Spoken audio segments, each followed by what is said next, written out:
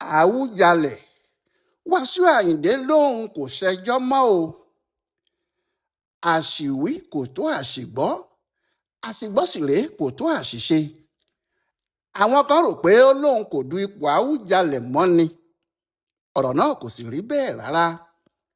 Ohun tí Ọ̀túnba Fìdípọ̀tẹ̀ mọ́lẹ̀ Wasiu Ayinde Adésànyà Marshal ṣe ni láti sọ pé òun kò ṣe ẹjọ́ mọ́.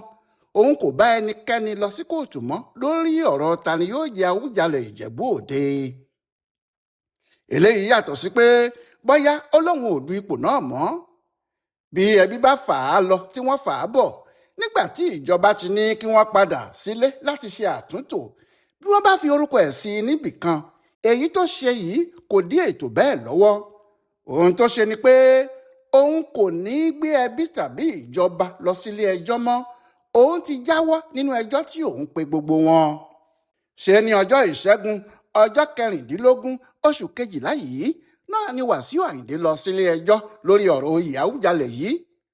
Nígbà tí àwọn ẹbí wọn ní Jádíàrà àti Fùṣẹ́gbùwà ti kọ̀wé sí i pé kì í ṣe ọ̀kan nínú àwọn ọmọ ọba ìdílé náà, àti pé ọ̀rọ̀ tó wà nílẹ̀ yìí kò kàn rárá nítorí kì í ṣe ọmọ agboolé àwọn. Ohun tó dùn Wasiu Ayinde rèé, torí láti ọjọ́ 3 oṣù kejìlá yìí kan náà ló ti kọ̀wé sí wọn nínú ìdílé náà pé òun pàápàá nífẹ̀ẹ́ sí láti du oyè Awùjalẹ̀ yìí. Kó tó wáá di pé wọ́n kọ̀wé sí pé kó gbójú kúrò níbẹ̀, oyè náà kò kàn án rárá. Ìyẹn ló ṣe lọ sí ilé ẹjọ́ tó sì béèrè pé kí ilé ẹjọ́ dá ọ̀rọ̀ náà dúró títí tí wọn yóò fi dá ojúlówó ẹjọ́ tí òun pè. Àwọn tó pè lẹ́jọ́ náà ní gómìnà ìpínlẹ̀ Ògùn Dàpọ̀ Abíọ́dún, kọmíṣánná fún ọ̀rọ̀ ìjọba ìbílẹ̀ àti oyè jíjẹ, kọmíṣánná fún ètò ìdájọ́, akọ̀wé ìjọba ìbílẹ̀ Ìjẹ̀bú Òde, alága ìgbìmọ̀ adelé Awùjalẹ̀ àti olórí ẹbí Fùṣẹ́gbùwà. Ohun tó sì ń béèrè náà ni pé kí ilé ẹjọ́ pàṣẹ fún wọn pé tí wọn kò bá ti lè rí ẹ̀rí gidi kan mú sílẹ̀, kí gbogbo wọn gbà pé ọmọ ilé Fùṣẹ́gbùwà lòun, kí wọ́n sì gbà pé ipò Awùjalẹ̀ yìí tọ́ sí òun náà lè díje pẹ̀lú àwọn tí wọ́n bá fẹ́ díje.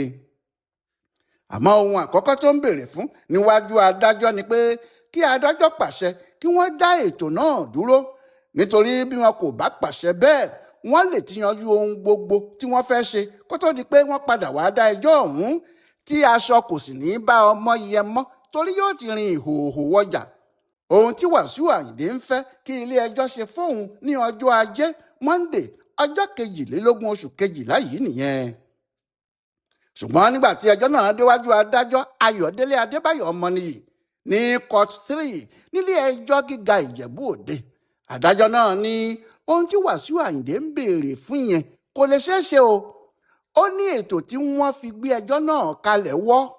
Ó ní ó sì yẹ kí agbẹjọ́rò àgbà Wasiu tó gbé ẹjọ́ náà wá mọ̀ bẹ́ẹ̀, pé tí òun bá fẹ́ kí àwọn dá ìgbésẹ̀ kan dúró bẹ́ẹ̀ yẹn, ọ̀nà tí yóò tọ̀ ọ̀tọ̀ ni, àmọ́ ibi tí wọ́n gbé kiri náà gbà kì í ṣe èyí tí àwọn lè tẹ̀lé rárá.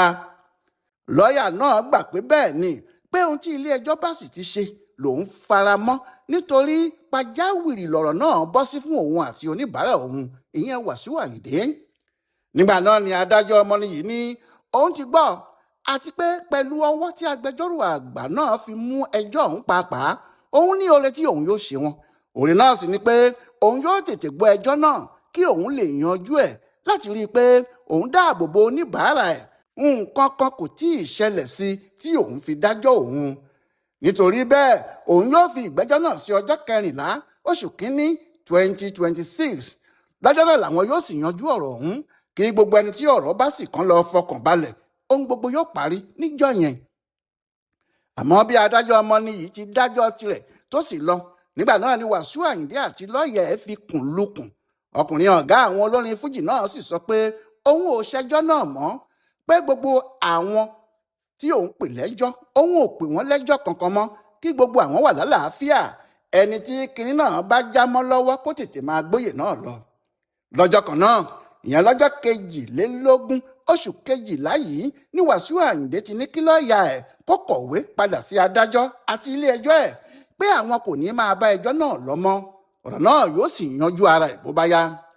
Bẹ́ẹ̀ ni lọ́ọ̀yà Wasiu kọ̀wé sí adájọ́ tí wọ́n sì tètè gbé ìwé náà délé ẹjọ́ kí ó má di pé adájọ́ ọmọnìyàn yóò máa ṣiṣẹ́ lórí kéèsì ọ̀hún tí yóò máa ka ìwé òfin oríṣiríṣi láti lè mọ irú ẹjọ́ tí òun fẹ́ dá. Pẹ̀lú ìwé tí wọ́n ti kọ pé àwọn ò ṣe ẹjọ́ mọ́ yìí, ohun gbogbo yóò rọlẹ̀. Àwọn ìgbìmọ̀ adelé Awùjalẹ̀, ìjọba ìpínlẹ̀ Ògùn àti gbogbo àwọn tí ọ̀rọ̀ kàn yóò lè máa bá iṣẹ́ wọn lọ láti fa ọmọ oyè kalẹ̀ fún Awùjalẹ̀ Ìjẹ̀bú Òde. Àwọn kan ní àwọn àgbà ìjòyè ni wọ́n bá Wasiu Ayinde sọ̀rọ̀ tí wọ́n wí fún un pé ẹni tí yóò bá jọba lé àwọn èèyàn ìlú kan lórí kì í gbé irú ìlú bẹ́ẹ̀ lọ sílé ẹjọ́, pé bó bá jẹ́ ìlú ni èèyàn fẹ́ sìn ní tòdodo kò sí ohun tó lè ṣẹlẹ̀ tí ọ̀rọ̀ bẹ́ẹ̀ yóò fi di ohun tí à ń pẹjọ́ lé lórí àfi tí nǹkan míì bá wà níbẹ̀ nìkan. Àwọn yìí ni wọ́n sọ fún Ayinde pé kó jáwọ́ nínú à ń gbé àwọn ẹbí ẹ̀ lọ sílé ẹjọ́ nítorí a kì í ti kóòtù bọ̀ ká tún ṣọ̀rẹ́ o. Ohun yòówù tó bá ṣẹlẹ̀ kí wọ́n mọ bí wọn yóò ti yanjú ọ̀rọ̀ náà nínú ẹbí wọn ni. Nídìí èyí, ọ̀pọ̀ àwọn èèyàn ní inú wọn dùn, pàápàá àwọn tí wọ́n jẹ́ àgbààgbà Ìjẹ̀bú. Inú wọn dùn sí ohun tí Wasiu Ayinde ṣe yìí. Wọ́n ní bá òkú yìí ṣe ò tán o, bí eléyìí ò sì ṣe èyí tó dáa jù báyìí lọ náà tún lè padà ṣe. Bẹ́ẹ̀ làwọn kan fi ẹsẹ̀ múlẹ̀ pé èyí tó ṣe yìí kì í ṣe pé ó lóun kò sí nínú àwọn tí wọ́n ń díje du oyè Awùjalẹ̀ mọ́, pé ó ṣeé ṣe kó jẹ́ orúkọ rẹ̀ yóò padà yọ nínú àwọn tó fẹ́ du kinní náà, tàbí kí wọ́n ní ọ̀nà míì tí wọ́n fẹ́ gbé gbà ni. Èyí tó hàn gbangba báyìí ṣáá ni pé Wasiu ti lóun ò ṣẹjọ́ mọ́, tí kò bá sì fẹ́ du oyè ọba náà mọ́ yóò padà kéde. Kò sí ohun tó burú nínú ìgbìyànjú o, torí kò sí ẹni tí nǹkan rere kò wù kí orí wa gbé wa ṣe kò ń gẹ́ nǹkan rere ni. Ọláyíwọlá Alága ló yẹ ọ̀rọ̀ olórin Wasiu Ayinde nípa ti Awùjalẹ̀ yìí wò tó sì ṣe àkọsílẹ̀ rẹ̀ fún Bùdó Àgbáyé fún àṣà àtiṣe Yorùbá World Center nínú ọgbà Yunifásítì Ìbàdàn. A kú dédé àkókò yìí o.